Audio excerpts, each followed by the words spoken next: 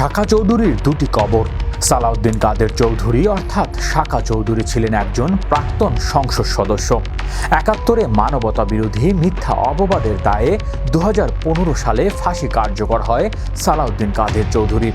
তবে সালাউদ্দিন কাদের চৌধুরীকে জীবন দিতে হয়েছিল ফ্যাসিস্ট শেখ হাসিনার ব্যক্তিগত রাগ, ক্ষোভ আর ঘৃণার কারণে।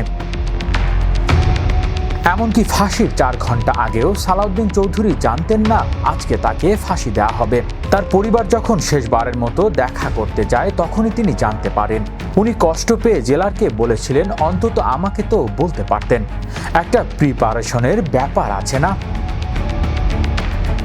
এরপর সালাউদ্দিন চৌধুরী জানান ১৯৭৮ সালে তিনি রাঙ্গুনিয়ার মানুষের কাছে ওয়াদা করেছিলেন যে তার কবর রাঙ্গুনিয়ায় হবে।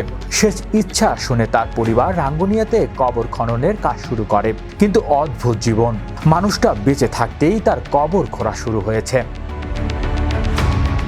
কিন্তু ফাঁসি কার্যকর হবার পর জেলার সাপ জানিয়ে দিয়েছেন লাশ রাঙ্গুনিয়ায় যাবে না, লাশ রাউজানে নিতে হবে শেখ হাসিনার আদেশ অনুসারে।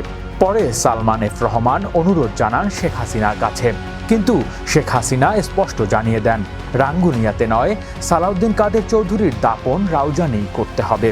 শেষ পর্যন্ত রাউজানে আরেকটা কবর খোঁড়া হয় এবং সেখানেই সালাউদ্দিন কাদের চৌধুরীকে দাপন করা হয়।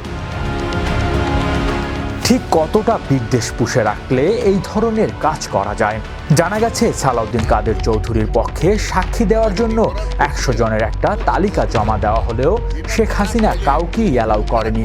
শেখ হাসিনার নির্দেশে ফাঁসির রায় আদালতের জায়গা লেখা হয়েছিল আইন মন্ত্রণালয়ে বসে।